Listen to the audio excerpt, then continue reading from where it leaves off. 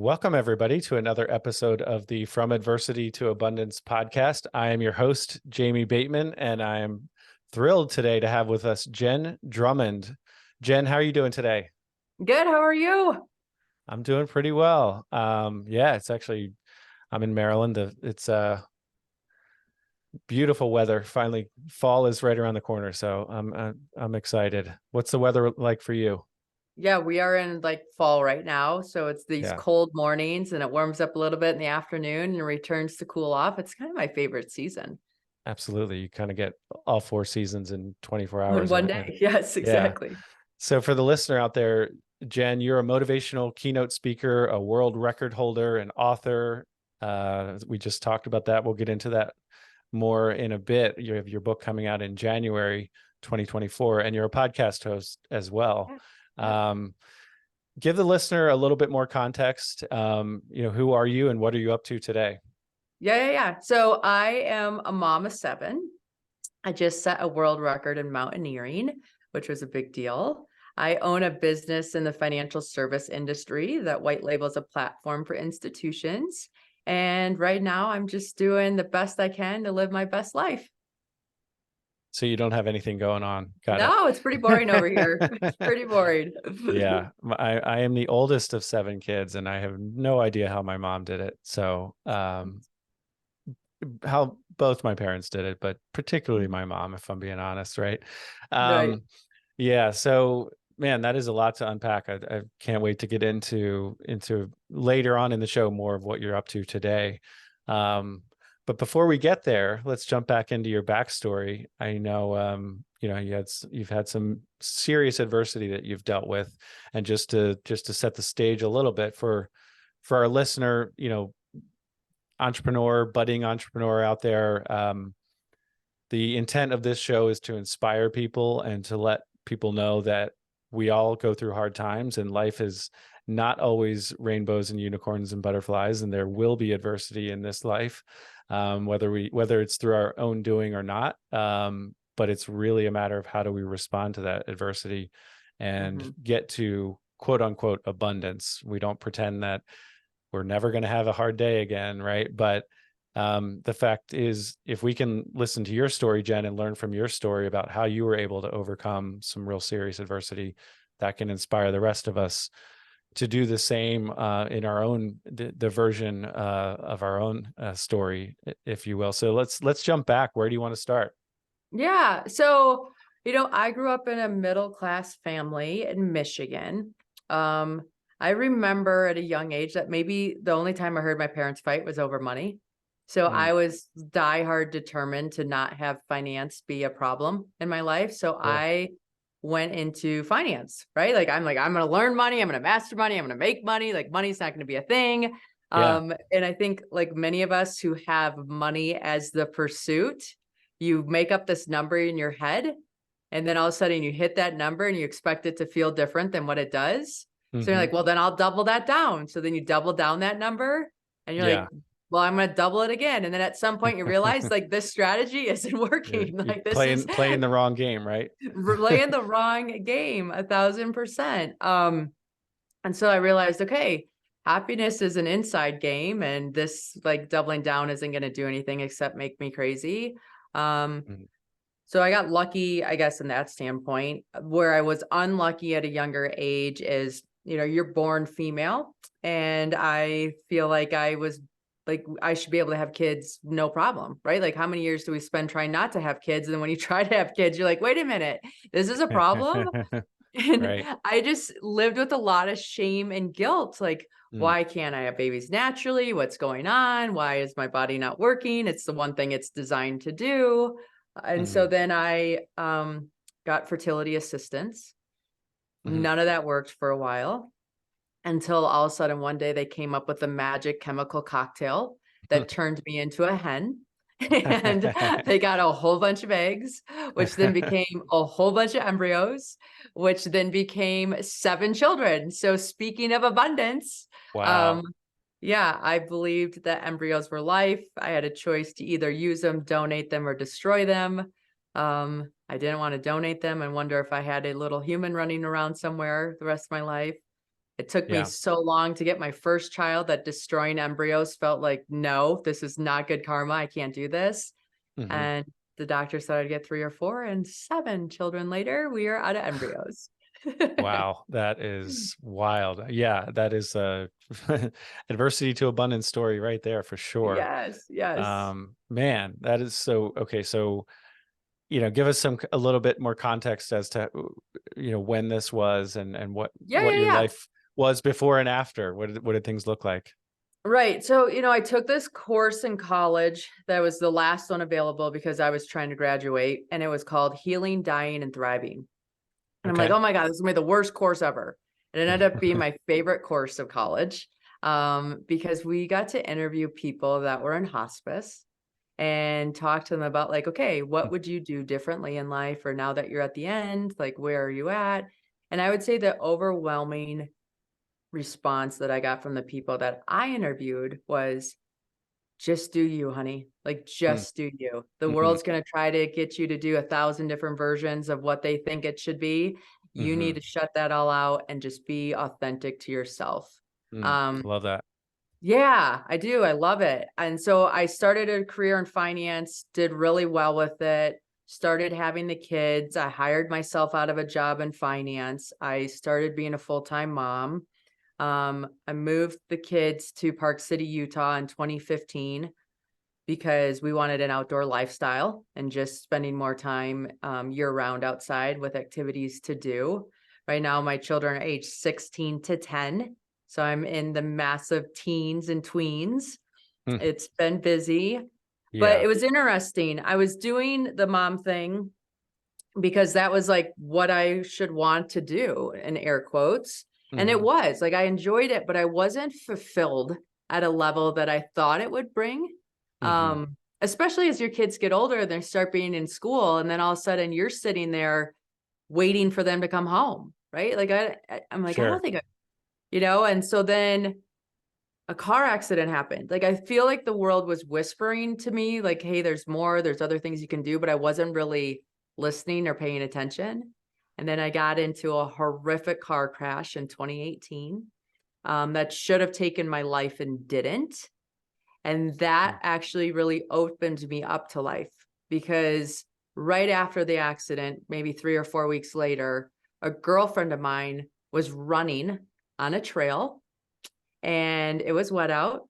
She slipped, hit her head on a rock, and never came home. So I have Wow. this sequence of events of her crazy death, my Yeah. crazy like life, like how did I live and she not, and all that stuff. And Sure. I finally came to the term that we do not get to choose when we die, Hmm. but we Yeah. sure get to choose how we live. And I love that. every day we have a choice in how we're living. And That's a great that, quote. yeah. So my year of 2019 was, why am I alive? What am I here for? What Sure. excites me? Who's Jenn Drummond? Right? Like, what's Right. my Who am I? purpose? Right. Who am I? What's my And I didn't identity? even know, like, people would ask me, like, what do you want for dinner? I was so used to eating leftover chicken nuggets on someone else's plate. Like, I don't know. I never even thought about what I want for dinner. I don't even know Sure. what my favorite color is anymore. I have no Yeah. clue who I am because I lost my identity in this role that I was playing. That's only one facet of who I am as an Sure. individual. Right. And it's somewhat of a temporary, not that you're not always a mom, but No, it is temporary. it's Yeah, yeah, it it's not gonna evolves. yeah, absolutely. It evolves. Yeah. So set the stage with regard to the accident a little bit. I'm not sure how how much you want to go into that, but I know it was a very serious accident. So if you don't mind, just kind of what happened and how did you come out of that situation, and a little bit more context for us. Yeah, for sure. So this is like to get into the real nitty gritty details. I was Yeah. driving to a nearby town to get a new driver's license because I had lost my driver's license while skiing. And on the way to this town, a song came on the radio, and I had done like a meditation retreat 2 months Mm. prior. And in that meditation retreat, there was a song that played. I'm like, man, if I die, I want this song to play at my funeral. Like this song is just so significant to me. And so Mm-hmm. it would play, showed up randomly on my playlist. And Mm-hmm. it started playing. I'm like, oh man, I haven't told anybody that I want this song to play at my funeral. I need to make sure like I write this down somewhere. And I drive on my way back home. I get into a car accident, like almost where that song started on my playlist, which is just bizarre to Wow. me. And the Sure. minute I saw my passenger side colliding with the trailer of the semi truck, I remember bargaining with death. Like, please don't, I'm not ready. I'm not Mm. ready. And like, I got it down. I don't know if you call it download, whatever, woo woo. I knew I wasn't going to die. Like at that Mm. moment, I knew I wasn't going to die. And so the car's flipping end over end. So I'm going forward somersaults. And I remember being inside the car, holding onto the steering wheel, saying, okay, I need to relax. I Mm. need to breathe. I need to keep my Mhm. fingers on the steering wheel, my head on the headrest. And I remember saying, okay, I have enough momentum. I'm going to roll again. I have enough momentum. I'm going to roll again. And so I rolled 3 times, and then the car started doing these sideways turns, and then it eventually stopped in the median. And I remember thinking, like, okay, now I'm going to get hit. Like, this is where it's good, because of Hollywood, Mm. like Hollywood's trained us, the accident's never Sure. over. And Right. instead, an individual comes running to the car and peels back the windshield. And he's like, are you okay? Are you okay? And I remember thinking, I don't even know if I'm okay. And I don't want to look like I'm like, my body feels warm or whatever. And he looks at me, and I closed my eyes and I wiggled my fingers and toes. And I remember Mm. saying, I can feel my fingers and toes. I can feel my fingers and toes. Like, I'm okay. And he's Yeah, like, yeah, that's okay, well, I'm awesome. just going to keep talking to you until the ambulance comes. So the Wow. ambulance came.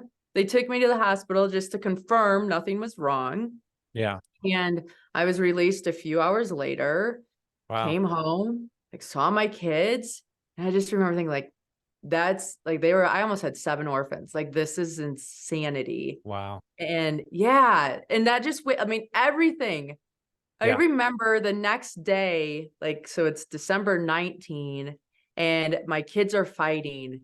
And normally I'd be like, Yeah. stop fighting, Right, blah, blah, right. blah, blah, Sure. you know. And I just remember in that moment sitting there watching in awe that I have 2 kids that are Yeah. so passionate about whatever they're passionate about, and they're trying to convince their other person that they love to feel the Yeah. same way they do about X, Y, or Z thing.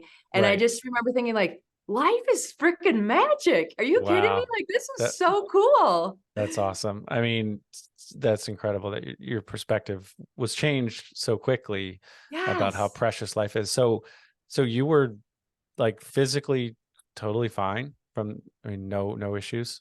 Well, we thought I was. Mm. So I was physically fine. And then about a couple weeks later, I kept spiking a fever. So Mm. I'd go to the hospital because it'd be like 105. And they're like, okay, no, it spikes again, come back. We couldn't figure it out. And finally, the 3rd time, I started getting like red spotches on my skin. Mm. And what had happened is the seat belt Mm. had cut my breast implant. But I Mm. had this gummy bear style breast implant, so it didn't have a Okay. flat tire per se that you would if you had like liquid. Okay. And so the joke is I got a new lease on life, a new car, and new boobs from this accident. Like, what more could you ask for at my age? It was Win, perfect. win, win, win. Win, win, Um, win. wow. I mean, so yeah, we had your story. I mean, there's just part of your story reminds me of, we had a Clint Fiore on the show a while back, and he had a plane crash, and it was he was the only person. He was flying a small Cessna, Yeah. um, and crashed the plane, and I think he was around 20 years old at the time. And just, I remember him saying that just everything after that was, he just, not that he never has a bad day or never gets sucked into the same concerns or anxiety that we all deal with, but the rest of his life he sees as kind of gravy and this amazing blessing. Yes. Yeah, it So was a line in the sand. It was like every yeah, day after day was a bonus day. yeah, And it, like, my mind went from, I don't care what people think of me anymore, mm, to how do I, like, what happens if this is my last day? Like, what are the things that I want to do, experience, become? Or like, you lose you're not embarrassed. Like, you're like, I mean, you sure, appreciate other people's opinions, but they no longer affect you. You're mm-hmm, like, okay, well, that's your choice. Someday I'm going to die and I want to like be a beginner. I want to learn this. I want to try this. If I look like an idiot doing it, whatever, I got the experience. Like, it all of a sudden yeah. becomes about the experience instead of the result. Yeah, that's interesting, and I think this is a difficult line for everyone for a lot of us to walk. Is, you have on one extreme people who say like, just do you, and don't, and I agree with that, but don't worry about what other people think. Well, if you take that too far, it's like, okay, then Yeah. you're not actually loving other people. You're literally just self-absorbed and consumed with just being, not caring what how you can serve and impact other people, which I don't think is good. Right. But then on Yeah. the other hand, if you're running around being a complete people pleaser, like you said, you never identify who you are and you don't have priorities, and in the end, you're probably not going to live out your best life. So yeah, how do you walk that line, I guess, because Yeah, I have a yeah. story to go with that actually that's Okay. probably appropriate for right now. When I mean, I still own the investment service company and we do charitable contributions and do different things along that line. And, I'm like, okay, we're doing good things. We're making an impact and blah, blah, blah, blah, blah.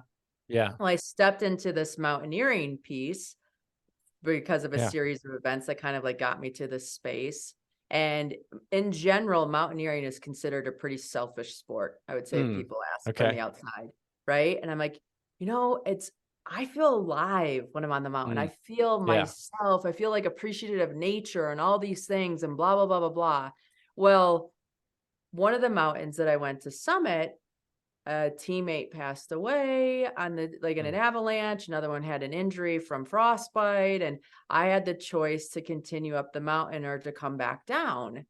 And when I was asked, I'm like, no, I'm going back down to take care of my team. And so I took care of Sure. my team and then the summit window closed. So I came back to the United States. My kids came home from camp a couple days later and they're like, hey, mom, did you summit? Did you summit? I said, no, I didn't, but I had success. Like, what do you mean? Mm. Like, who we are as people is more important than what we achieve. And I didn't get to summit the mountain. I'll always be there, but I did Yeah. get to show up as a teammate and take care of people during a hard time. And for Sure. that, I'm proud of myself because I had the choice to do differently. And I'm glad I showed up the way that I did. Yeah, I love Now, that. was I, like, grateful for the failure or the lack of the summit? No. Like, for the next 9 months, I'm, like, reading in my head, "What could we do different? How do I go back? What do I make safe?" All these different questions, and it was hard to go back because there's a certain bliss or ignorance that you don't have when you go to a place the first time. Right? You just Sure. have nothing to you Yeah. have nowhere to place it, everything you're like, "Okay, well, this is what it is." Now I know what I'm getting into. I'm like, "Oh my Mm. god, I gotta go back to this place, like, are you just kidding me?" This is Right. like it was hard, like, I was trying to get my motivation up, but I couldn't figure it out, and I had the failure before, and so that was haunting me and all these different things, and then about 4 weeks before I left, I got a phone call from somebody that said, "Hey, listen, I heard you're going to Pakistan to try K2 again. There's a female from Pakistan that would love to be able to try to climb her country's prized peak. She'd be the first one. She has no financial resources. She doesn't have the gear, blah, blah, blah, blah, blah." And all of a sudden, like this aha moment came. Like, this is why I failed. I would have never been able to be a part Mm. of this story if I Yeah. didn't fail this first time. So I grabbed gear and all the different things. I came to Pakistan and I summited. And then 30 minutes later, the first Pakistani female stood on top of her country's prized peak. And to me, I have twin daughters. I know Mhm. how important it is for them to see people that look like them in places because it gives them permission to dream of that possibility. I kept thinking, like, how many Muslim little girls throughout this world Mm. now get to see somebody that looks like them on top of one of the deadliest mountains in the world? Wow. That is And fantastic. Yeah. and it's just one of those things where there is a balance, like, you need to do you, Yeah, and by absolutely. doing you, you still have to be aware of how you're showing up or how you're impacting or ways that you can make a difference, and Yes. I just remember thinking, like, I could have donated all the money in the world that my other company has generated, and it would not Mhm. have the impact that this story did. And so it allows me permission, and I hope you hearing this gives Yeah. you permission to say, let me do me. And in that pursuit, let me elevate others. That's a fantastic story and a fantastic explanation of exactly how to walk that line. It's yeah, it is complicated. It's not just a clear-cut answer, but that is a fantastic way of, yeah, you weren't happy that you failed the first time. It's very difficult to see the perspective that you ended up gaining over time and with hindsight. But you were able to see that that quote unquote failure was actually ended up being part of your success story, and really more than that, your impact story internationally. And that's just awesome. Yeah, That's right. And I tell people this when I give speeches and things, you know, we need to wave our flag. It's fun to wave our flag on top of a mountain because it's like, here I am, I succeeded. This is fantastic, right? But yeah, when you wave your flag throughout your entire pursuits, you're signaling to the world, here's where I am, here's what I need, here's how I can help. And then all of a sudden, the universe gets to glom onto you and the community gets to build around whatever you're doing and use each other to make more possible. And so where you are, if you're suffering right now from a failure or a setback or an obstacle, wave your flag and understand your climb's not done. that's great. That's awesome. So, and when was this? What year was this that you So I summited that failed mountain? in 2021 and I Yep, summited in 2022. it's awesome. Well, so you didn't let the pandemic shut you down.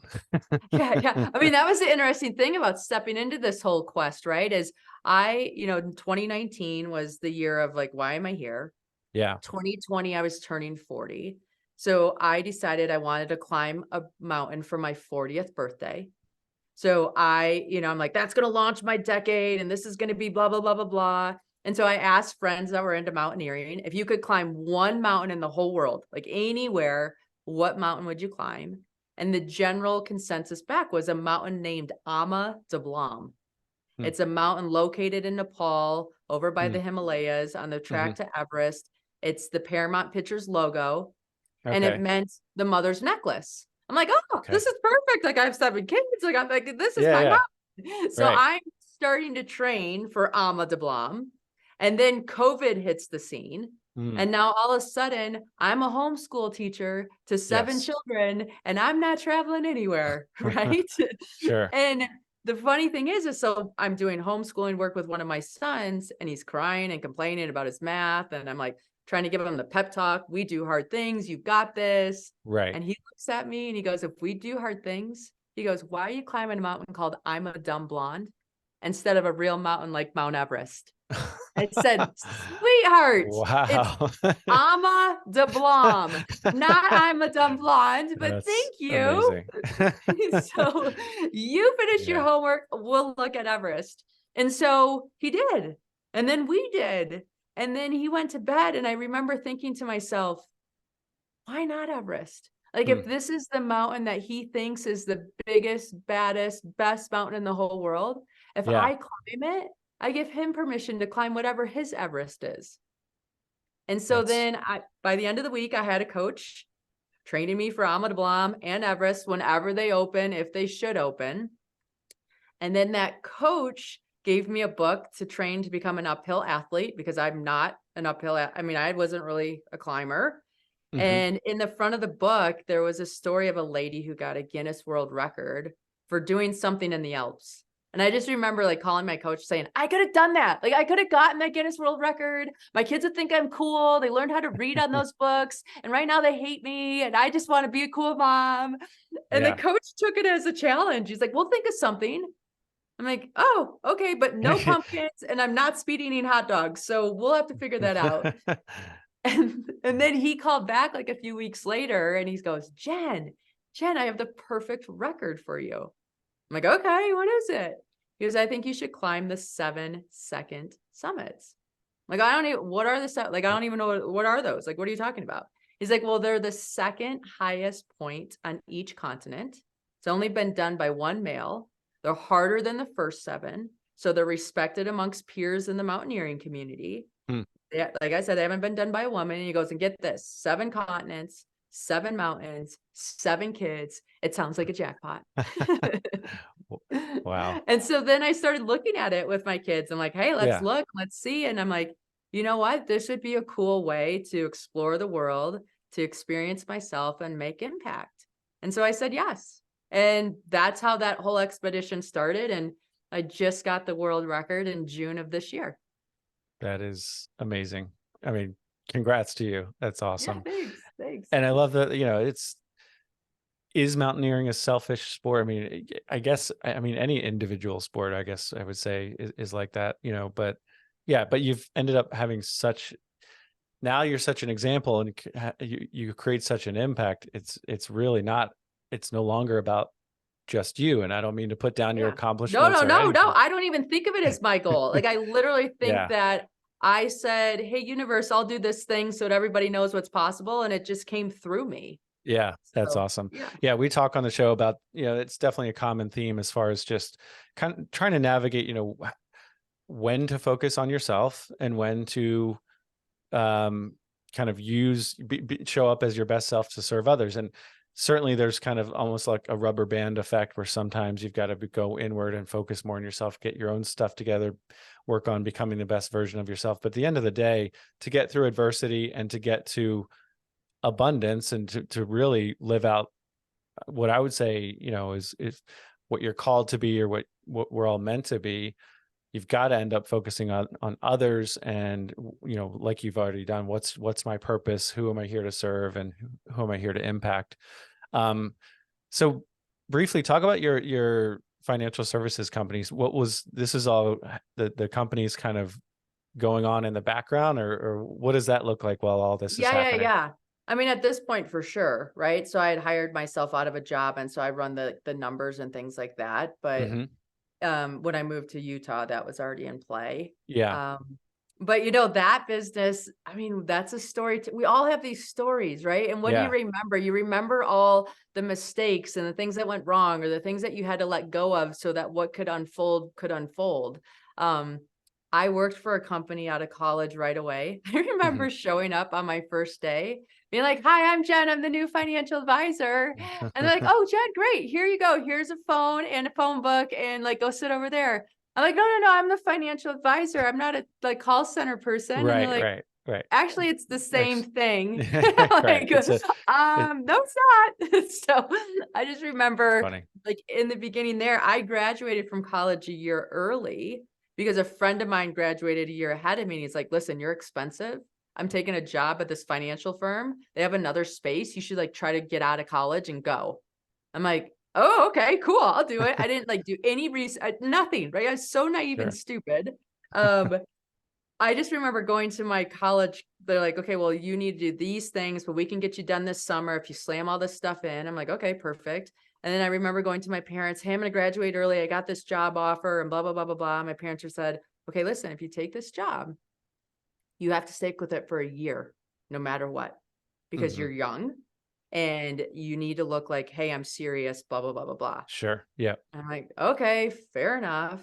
So I take this job, I show up, and for the first 3 weeks, I cry every single Mm. day. I'm like, I've never heard no so many times in my Right. life, Yeah. ever, let alone all in a day. And then I literally I was scared of my parents. My kids are not scared Mm. of me. I wish they were. Yeah. So calling them to say like I'm quitting my job was not Yeah. an option. Not I'd an rather option. Yeah. die. Hmm. Right? I called college. Like, "Is there any more courses I can take and maybe I can't start this career?" They're like, "No, you graduated, you're done." I'm like, "Okay." And so I realized like this was a cool thing. I realized, okay, I committed to this. Yeah. So I'm here for a year. So I Hmm. can either cry for the next Yeah. 12 months of my life, or I can Sure. figure out how to make this as fun as possible, knowing that it's only a year, I love right? that. That's awesome. Yeah. Yeah. And just real quickly, that's one of the things I think that's challenging for people to navigate is, when do you quote unquote quit and back up and or pivot and change course, or when do you just put your head down and move forward? So sounds like you saw the fact that, okay, a year is not really that long. You can do this. You've committed to this, so make the best of it. So how did that year go for you? So the company that I worked for was the master of people of my personality. So they'd put your stats on the wall. And so Okay. everybody knew where everybody stood. And Mhm. I was this hyper competitive human. Mhm. I was like, Mhm. oh, no, no, no. That human over there is not going to be ahead of me. That's cute. Right. And so that was helpful. And then also realizing like I had, like, we were all in it together. So we could either like pit ourselves against each other, or we could try to have Yeah. fun together. And Sure. then the idea was, okay, we're not spending energy on whether we're going to do this or not. That's already been decided. Right. So now we get to put our energy into how do we make this fun? Yeah. I And love and that. so like anybody who's listening, once you Yeah. commit to the commitment, Yeah. now you have the energy to say like, okay, this is what I'm doing. How do I make it fun? Because Yeah. that's what's going to make the time go by faster than anything else. And so Absolutely. we bought like stuff, like, you know, those little pop guns that would have like a foam ball at the end that was attached to a string. So Yes, I know what I you're talking bought about. those pop guns where then anytime someone hung up on me, I killed them with my gun. I shot the gun and then I Yeah. get the little sponge ball back on. I do the next Yeah. dial. I shot the gun. And like, so then at least we were even. He wasn't ahead of me. Right. Well, and you made Then it a game. You made it a we made it a game, game. We Yeah. gamified everything. Like Yeah. everything was a game.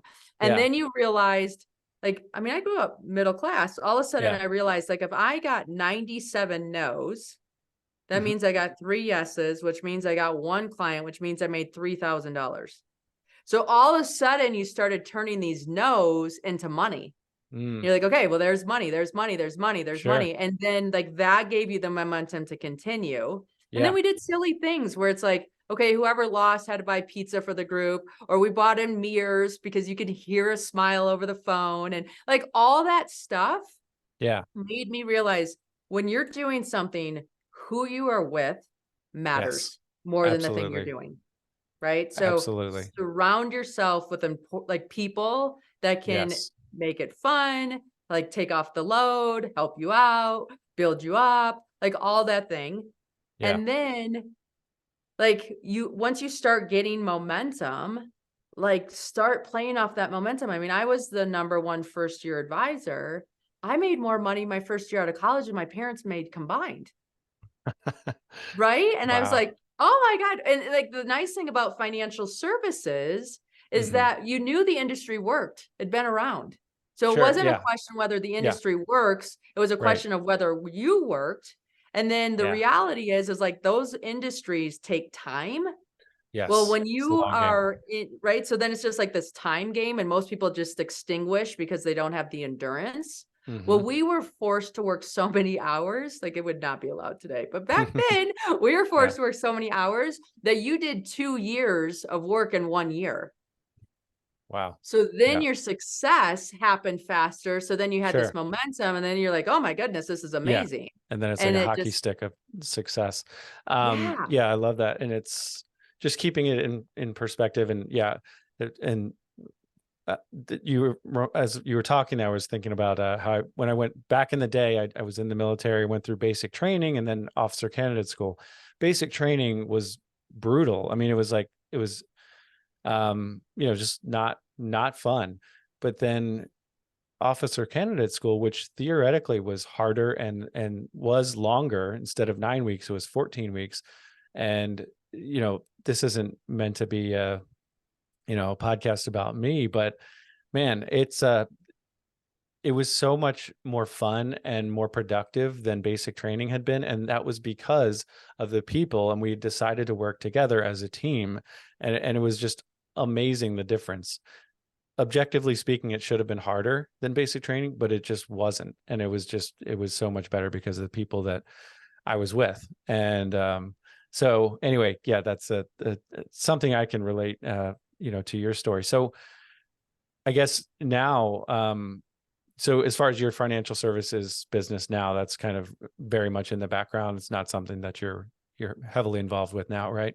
It's really not. It's really Yeah, not. Like gotcha. that the nice thing about that, and everybody that's listening, if you can build a business that gives you a strong financial foundation, Yeah, you get to have more careers in your life. You get to do different things and explore different ways and all these things. So right yeah, now I have that financial foundation that allows me to play and to say like, hey, yeah, I want to get into motivational speaking, or I wrote a book about the yeah, climbs and wanted to take lessons from the climbs and help people figure out how that applies to their daily life. And I just get to have impact another way because I built the foundation. So when you're building a Yeah. business, maybe it's not your favorite career or your end all be all, but if Mm-hmm. it gives you a solid foundation to be able to do other things later, we have a Mm-hmm. whole lifetime to do this stuff, not Yeah. just, a Yeah. decade.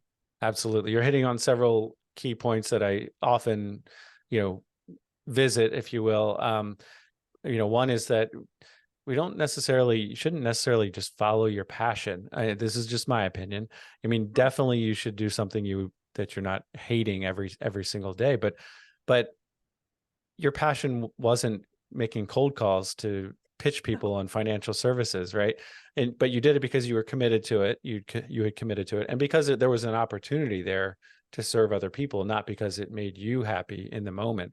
And so, you know, but now you're able to really do both. You're kind of combining your passions with serving other people. So it's where that opportunity meets what you love to do, but you're only able to do that because you established that foundation, like you said. So how would you, earlier you mentioned, you achieved financial success and you weren't satisfied. What would you say about the importance of financial abundance, or just money as a whole? I mean, I don't mean to sound like a greedy Scrooge, but money matters. And Absolutely. Yep. No, I'm with you. I'm sorry. I believe money Yeah. matters. It allows you to contribute and support things you care about. It Yeah. allows you to have financial flexibility to experience things you desire to experience. Right. And it's a way of the universe measuring impact. It's energy. You put Yeah. energy out, it's the way that you get energy back. And so Yeah. for me, once you get that baseline covered to whatever that looks like for yourself, now it's like anything, right? Like if you have we're able to go harder, farther, faster, quicker when we Hmm. have a solid foundation underneath us. Yeah. Make that foundation underneath us slippery, then the whole house of cards just feels wobbly all the time. Hmm. And I know when I'm starting to feel wobbly because my decisions aren't the way that I want them to feel. Hmm. I'm making decisions that don't like, am I making, I like to have so much money in the bank because that allows me to make decisions that feel good to me all the time. And Hmm. I'm not like trying to rob Peter to pay Paul or do whatever. So I Absolutely. don't know. I just Yeah. feel No, finances I'm are with you. super important. Yeah.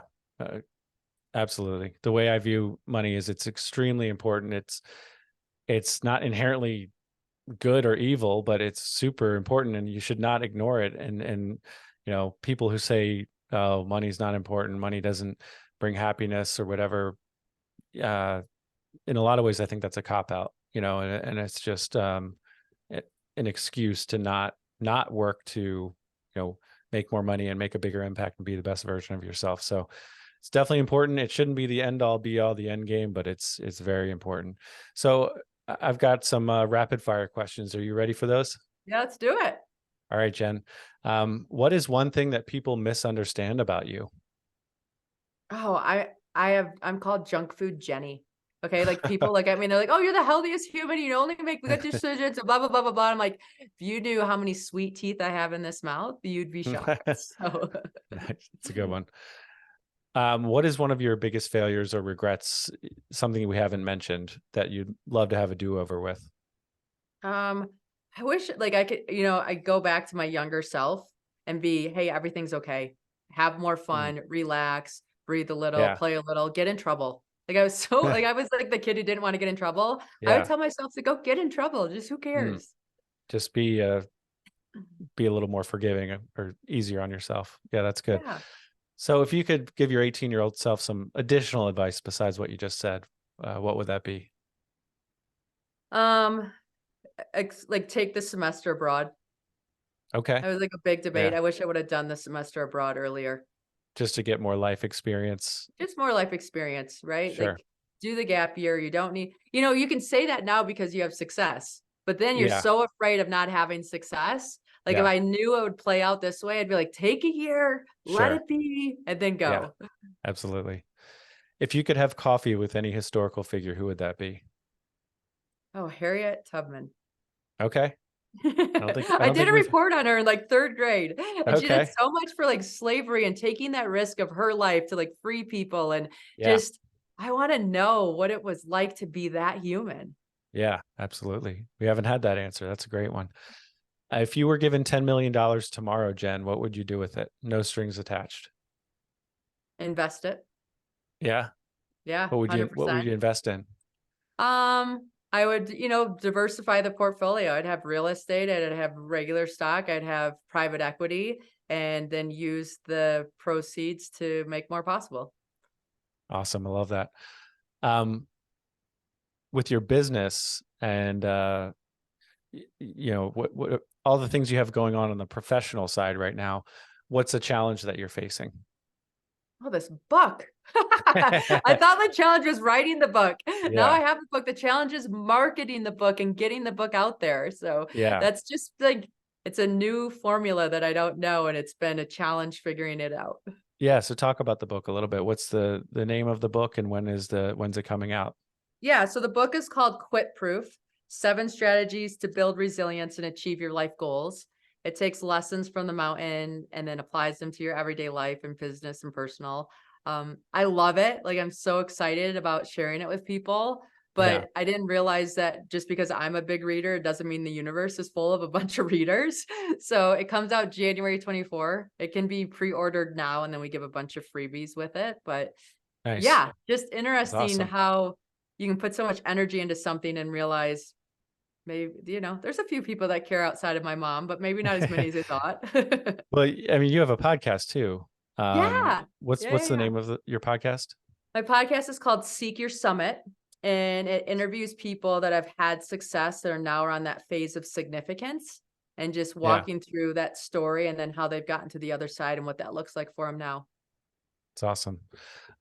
Yeah, I can relate on a lot of ways, as far as just you do all this work and there's this grand you'll experience this in January probably on some level, I would guess. I mean, I hope that that everybody rushes out to get the book, don't get me wrong, but you put all this work into this launch and then it's like, now what? Done. Right. You're like, uh and now it's done. I Okay, great. actually, just to give you some, I heard this isn't necessarily 100% factual, but I heard this on a podcast the other day about nonfiction books, and that it takes 6 years for them to peak in sales on average. So, Okay.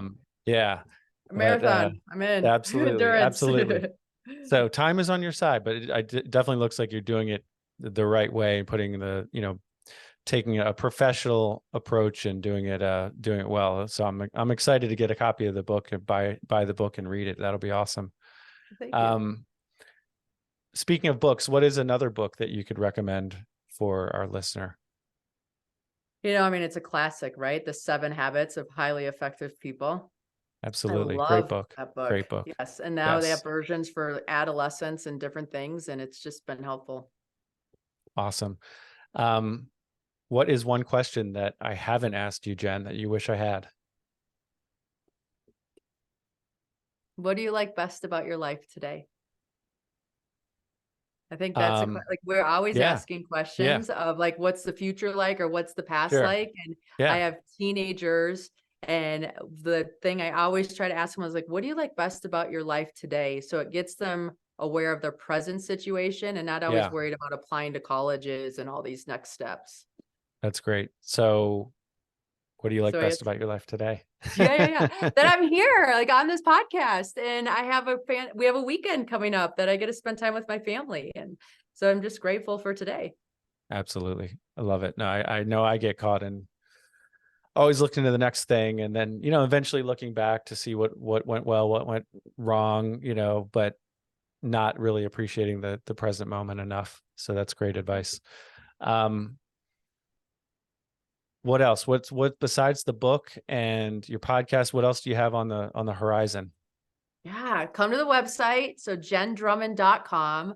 I run these little challenges every quarter because it holds me accountable for different aspects of my life. The one coming up in October is a parenting connection challenge. I have an intention Thanks. challenge in January, an Everest challenge in April, where we climb Everest from the comfort of our home, and then a leadership challenge in July.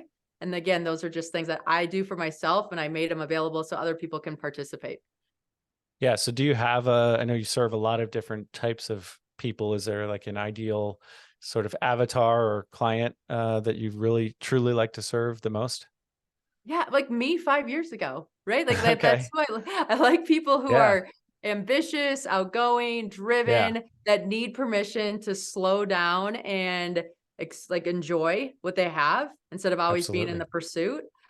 So that kind of seems to be the audience that I resonate with because I can see myself in them. And it reminds me of one, how far I've come, and two, like, hey, if I can do it, you can do it. Love it. I know a lot of entrepreneurs get caught in that. They need a reminder that it's okay to slow down and Yeah, appreciate right? I mean, life. it's because we don't like that feeling. It's just too wobbly. We're like, we like momentum. Yeah, absolutely. Um, awesome, Jen. So jendrummond.com, Jen with two N's. Yeah. Um, anything else we should cover before we hop off? No, I just appreciate today. Thank you so much for your time, and thank you, audience, for listening in. Absolutely. But Jen, thank you so much for your time. This has been great. And to the listener out there, thank you for your spending your most valuable resource with us, and that is your time. Thanks, everyone. Take care.